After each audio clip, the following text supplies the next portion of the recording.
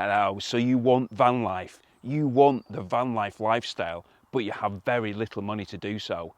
How about starting off by buying the basics? The basics which you will not only need now, but even when you've had your full conversion done. Strangely, last week I was actually recognised when somebody came up to me and said, "Do you have a YouTube channel?" Well, the people who I was with didn't actually know that I had a YouTube channel about campervans, and this led on to one of the people who I was with actually saying they would love to have that van life lifestyle, but they couldn't afford it. They couldn't afford to get a full campervan conversion done if they could buy the van. So I explained, you don't need to. If he could buy a van, he could actually start the lifestyle without having the conversion done. So I asked him what specifically he liked about the lifestyle, what he wanted to do, and where he actually wanted to go. And the answer was pretty much what we all want to do: eat, sleep, drink, and get out there and explore the outdoors. Now, as part of my Your Van series, I have actually been out to see quite a few cheaper vans, conversions which have been done on the cheap. But today I'm talking about, before you even get to that stage of conversion, how you can start enjoying van life, regardless of you being able to afford a 300 quid van, a 3,000 or even 30,000 pound van. Everything I'm going to tell you now still will apply. Now, the first thing that springs to mind when you're talking about a campervan conversion is, where are you going to sleep? And this is all dependent on how many people are actually going to need to sleep in the vehicle. 1 or 2 people sleeping in an unconverted van is really easy. You can just lie down on the floor. It's very, very simple. But for a family of 4, this becomes a lot more complicated, because you've obviously not got the pop top where they can sleep up top. So here are a few suggestions. Now, for 1 or 2 people, like I said, you could just sleep on the floor. You could sleep on the back seats. You could tilt the front seats back down. To make it a little bit more comfortable, you can be using a sleeping mat, a camping mat, an inflatable one, which again, you could be using in the future when you do have your bed. And one of the things which really is recommended is the duvet mattress. Now, this is a duvet and a mattress in one, and a lot of people use these in the conversions after they've had them done. So buying one now is going to be able to enable you to sleep now before you've had the conversion done. Do check them out. They're not exactly cheap, but they really do give you a good night's sleep. But what if there is more than 2 of you? Well, an awning could possibly be your answer to that.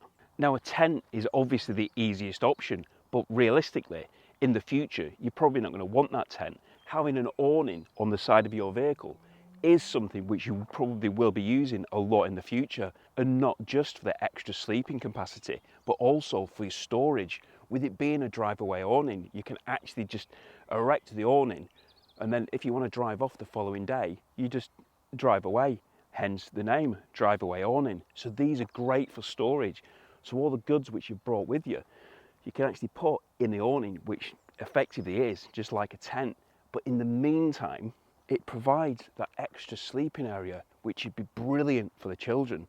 Now, there are loads of different options here at various different price points. You've got your camper, Outdoor Revolution, Vango, Easy Camp, or possibly, if you wanted to spend a bit more, the premium Isabella.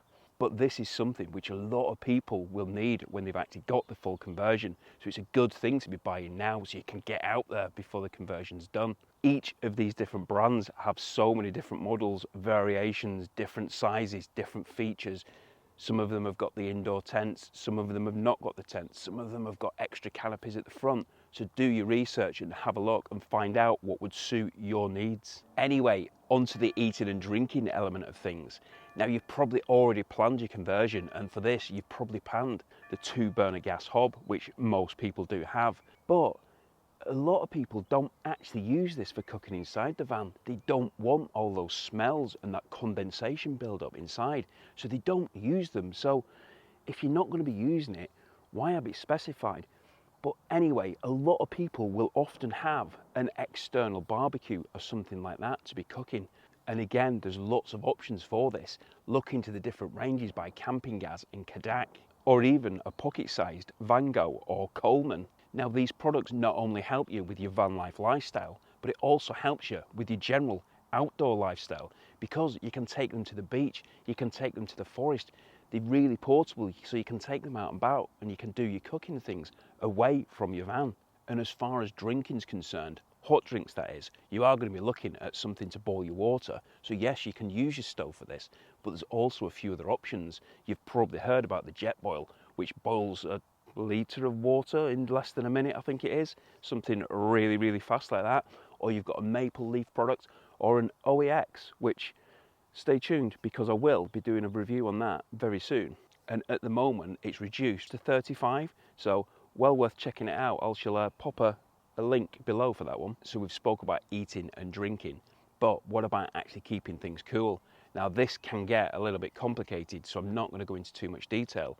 If you've not got your electrics in your van, then you're probably not going to be wanting a portable electric fridge.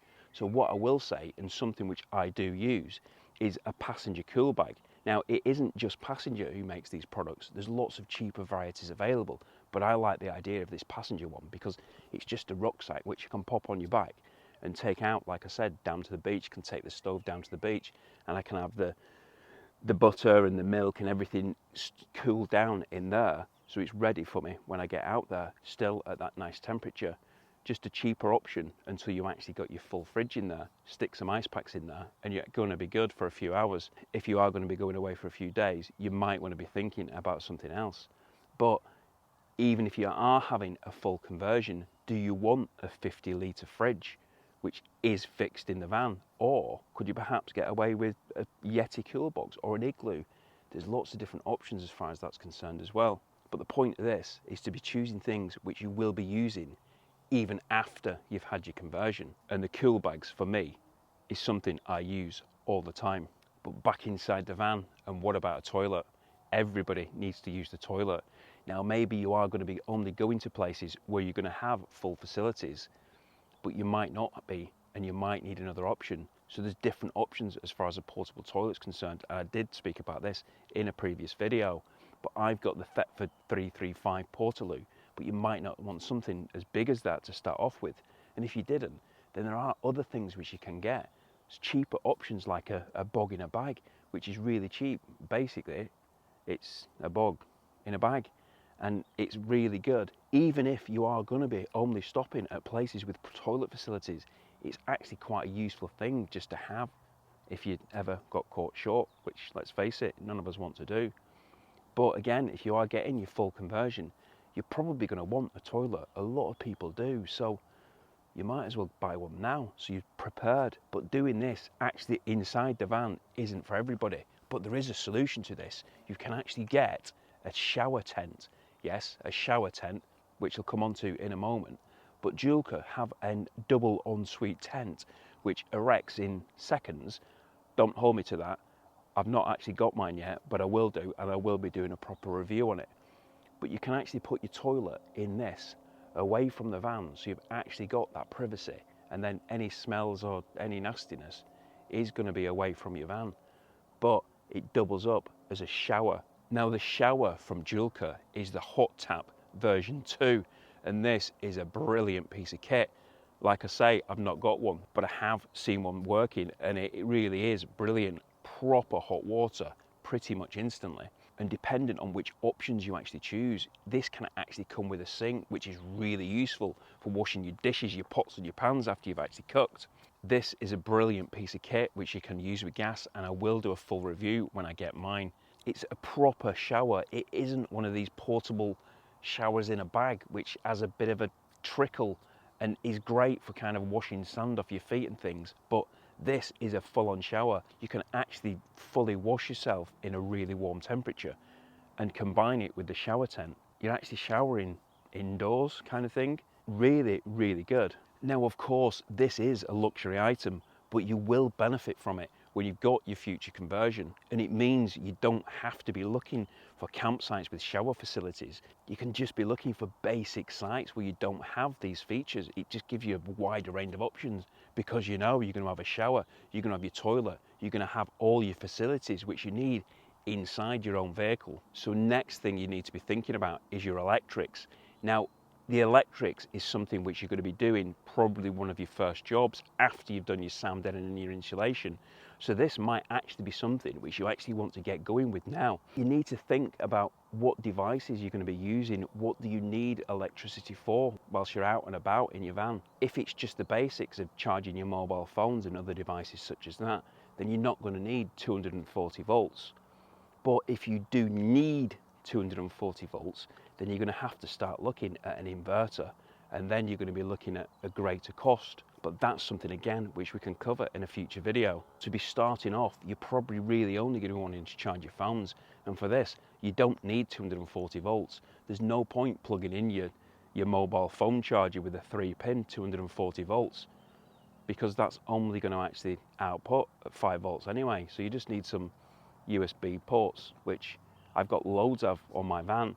Now obviously if you've got an unconverted van, you're not going to have those, but you will have that 12 volt accessory socket, which all vehicles at least have one, and you can obviously get the adapters which you can plug your mobile phone into that. So is that something which you could just get by with for the time being? Now I know some of you are going to be shouting now at me, well, you could just buy a portable power station. You do have to be careful with these. You do need to make sure that you know exactly what you're buying. The technologies in these power stations does vary from power station to power station, and lithium ion battery is different technology to lithium iron phosphate. The chemical composition of lithium iron phosphate is far more stable than that of lithium ion, and I am going to talk about this more in a future video. So make sure that these cheap portable power stations are actually suitable for your requirements. An electrical specialist in the campervan industry said to me, I wouldn't sleep very well knowing there was a potential bomb under my bed. And that is an electrical specialist. It certainly did make me think. So there are a few basics. What would you add for starting out? If you want to see the absolute essentials of any campervan, you can see those there. Take care. Thanks for watching. Hope to see you soon.